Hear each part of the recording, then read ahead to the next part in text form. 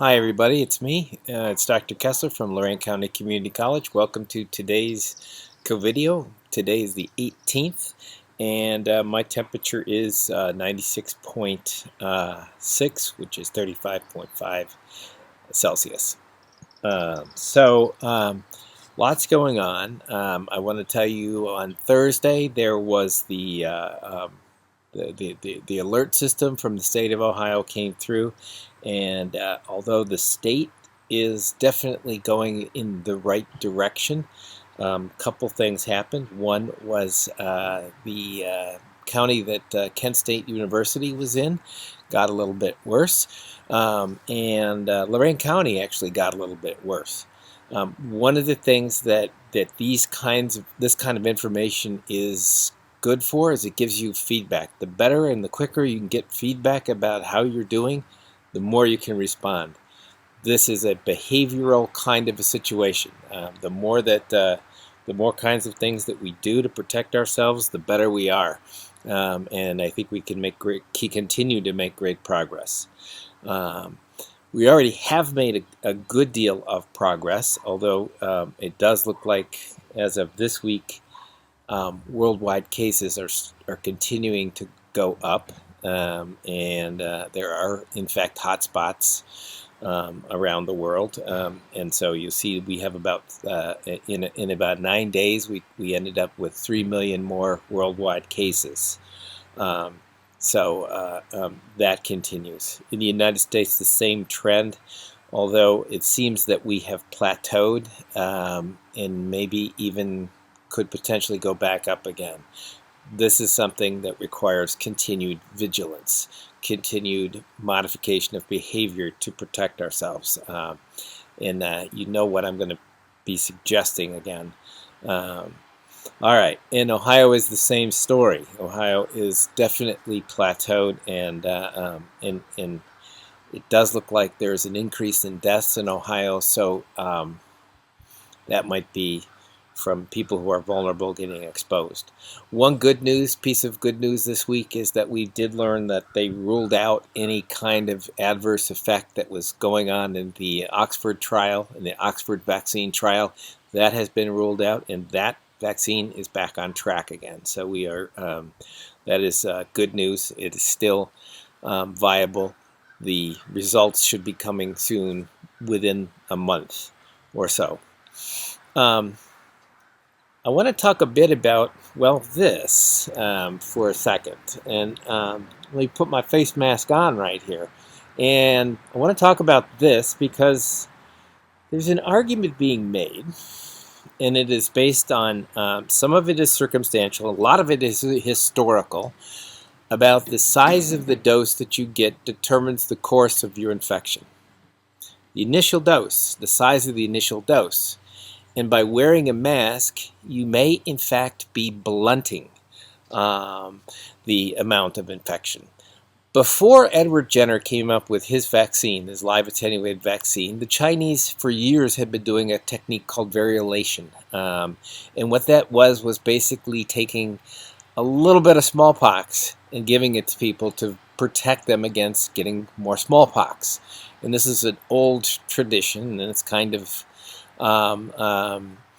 weird, and it actually stopped. But the idea is that a teeny bit of something could produce protection.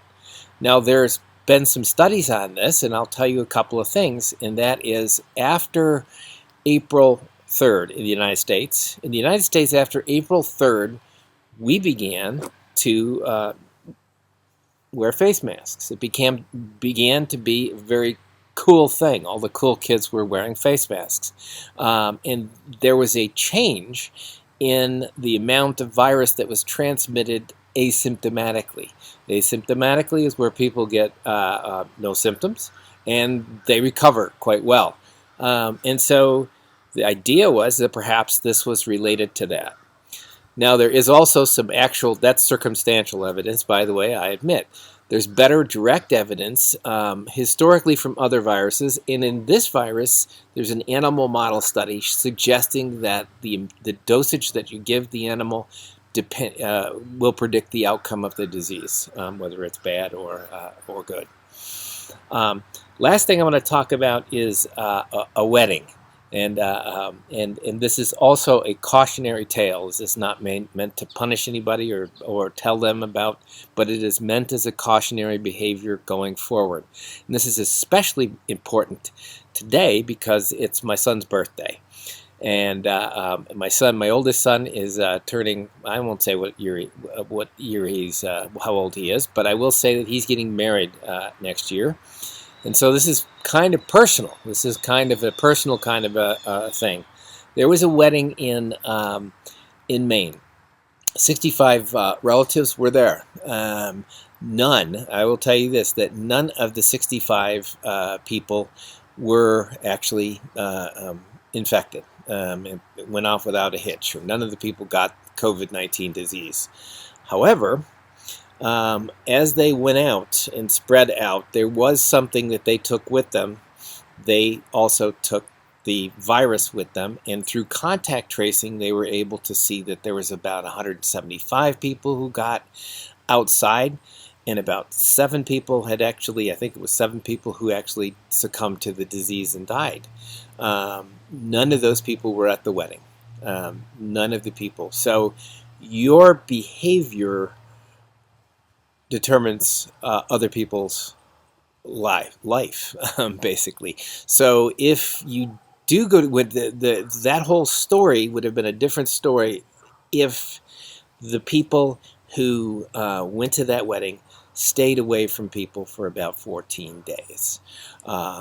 Like what we're doing in a lot of the colleges right now. We're basically putting kids in quarantine for 2 weeks.